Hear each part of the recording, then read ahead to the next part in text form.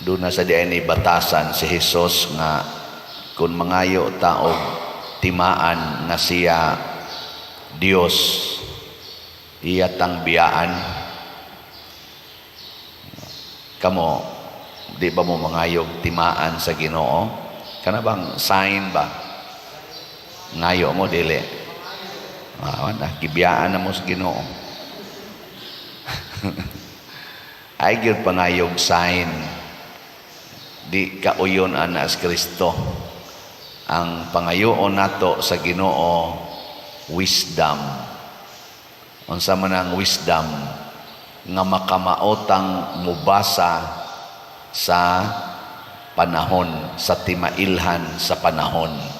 Matud pa ni Kristo, you should know how to read the signs of the times. Kana bang makasabota nganong ingon ani ang akong kahimtang, nganong ingon ani ang nahitabo sa akong palibot, nganong ingon ani ang nahitabo sa akong mga minahal sa kinabuhi.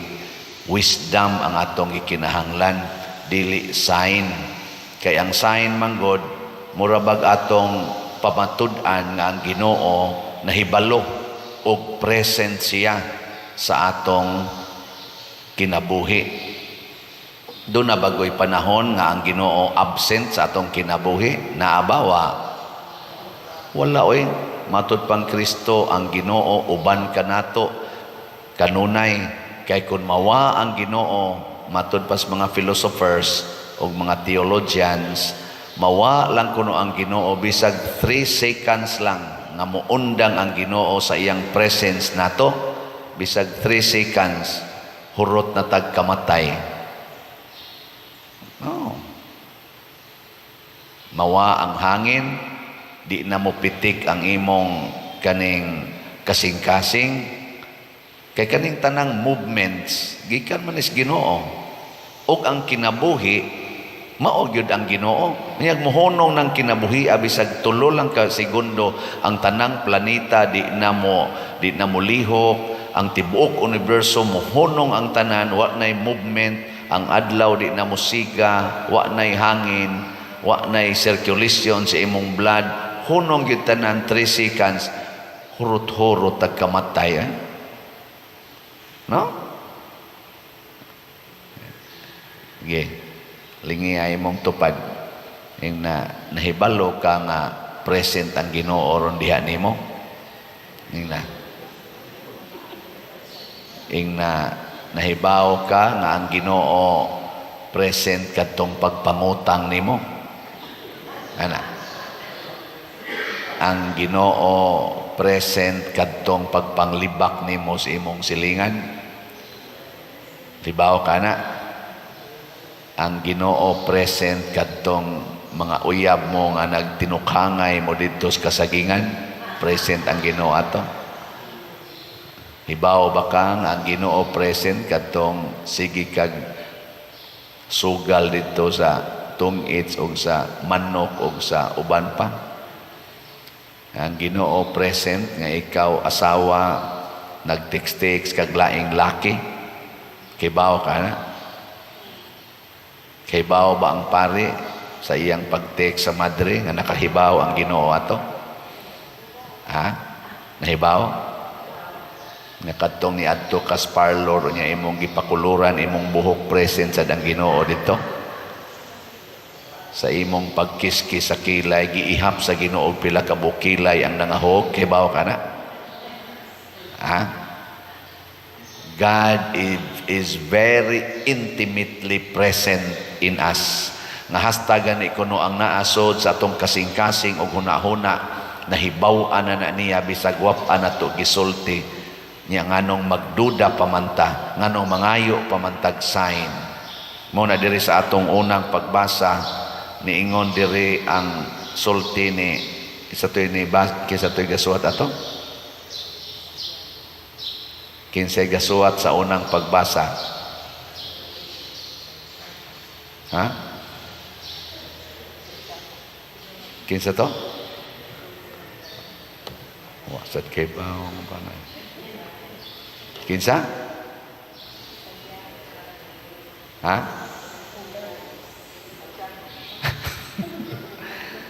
Santiago, St. James, Santiago.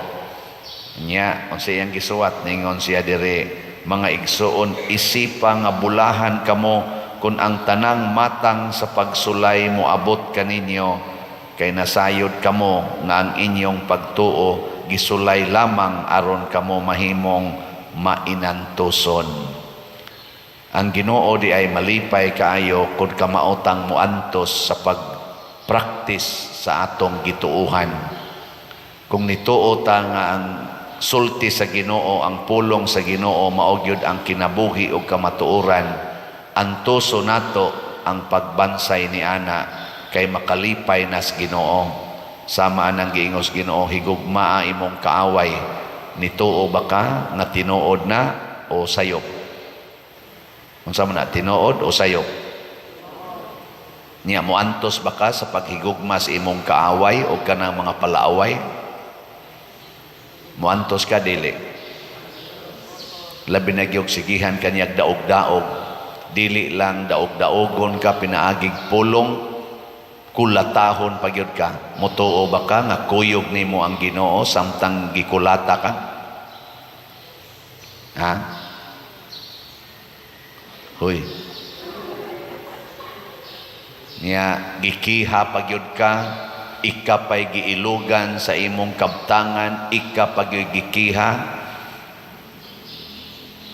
Kaya na may uban nga giilugan sa ilang yuta. Niya ang nangilog pagyud pari. Gipost sa giilugan nga giyang gibugal-bugalan ang pari.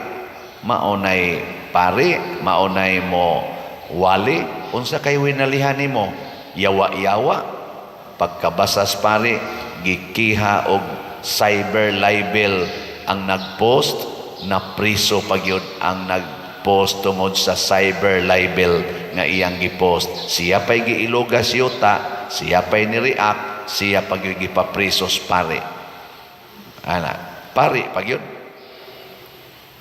Nya, unsa may inyong una-una ana, napay Ginoo o wa?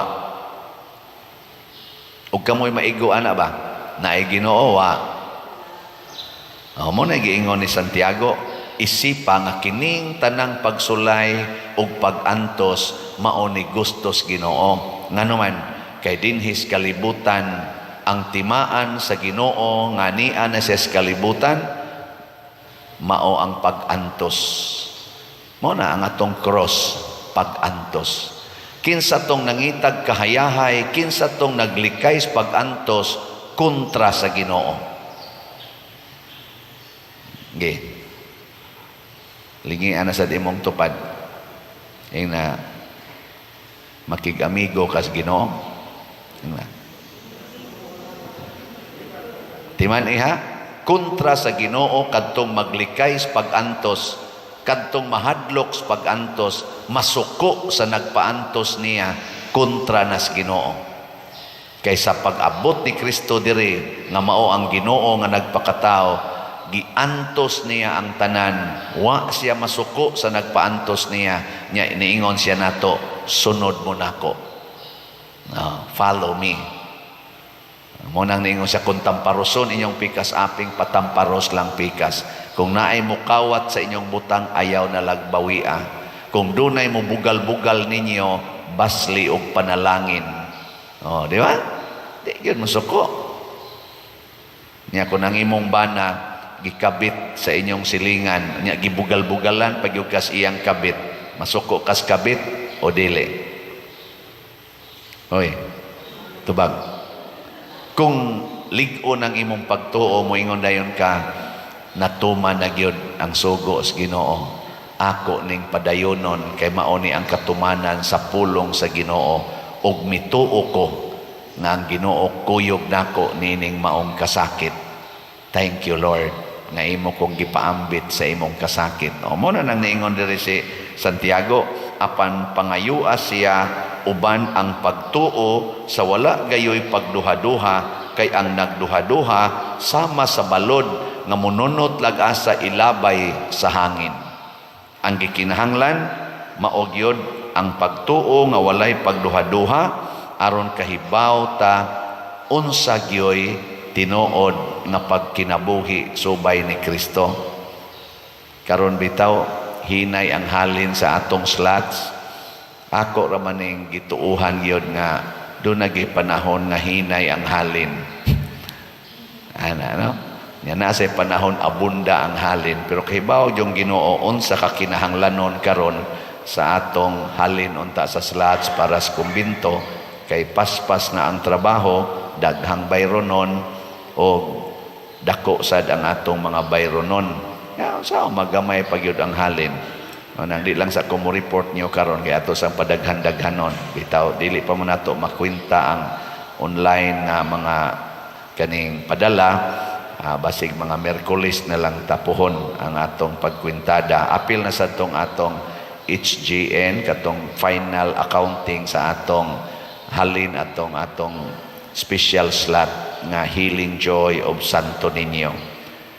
Kini siya dili gini makapa-discourage, never gyud kong ma-discourage aning mga kasakit o mga bang dili maigo sa atong expectations ang atong nahitabo.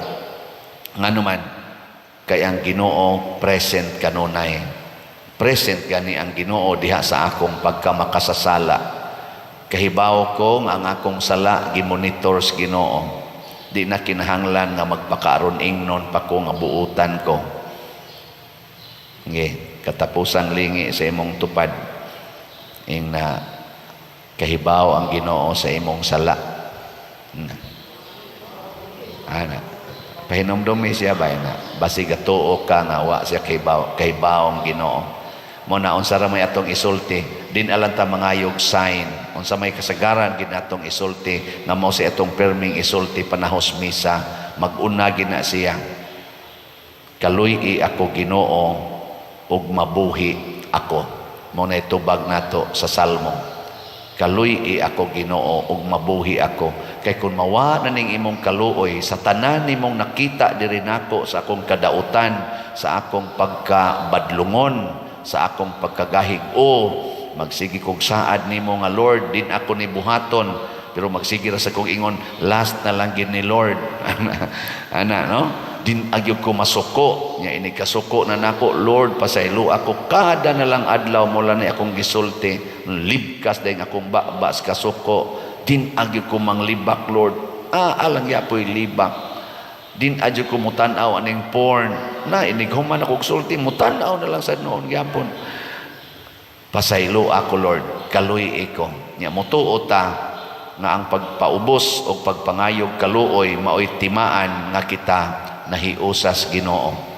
Dili timaan nga kita naayos atong kanser, dili timaan nga wa na kaatakiha, wa na mga oppressions gikan sa yawa, kanang gitawag natong harassment and mga oppression sa yawa nato nga baka kita kang mga itom nga talan-awon kabati kag tingog kunya moingon ni kahay na mang Ginoo yawa na malang negatingog di na pasabot nga way Ginoo nya ini kawagtang ana moingon ni kahay salamat Lord ikaw na ginagpuyo nako dili sa natimaan nga siya gapuyo nato.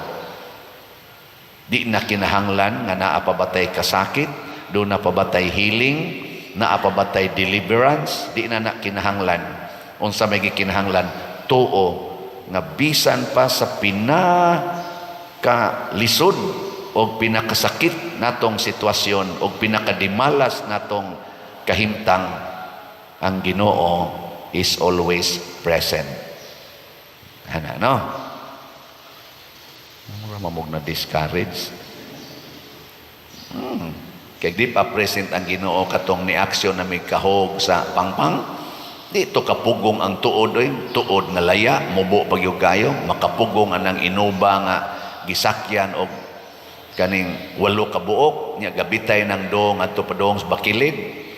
Nga na junjun gani sakay dito pagpaandar pag atras, wa man gani kabalik og atras, wa kabalik dayon ibunlot og maayo. Unsa na kapagpugong atong tuod? Pero kay present man Ginoo, ingon man siya di sa tikapatyon kay pamaligya sa slots, wa gyud mamatay ang pare, wa mamatay kay mamaligya pag slot. aron manindot pang simbahan. Ikahuman na, posible ng patyon sa Ginoo. Posible nga, inikabuntag, na-stroke na ko.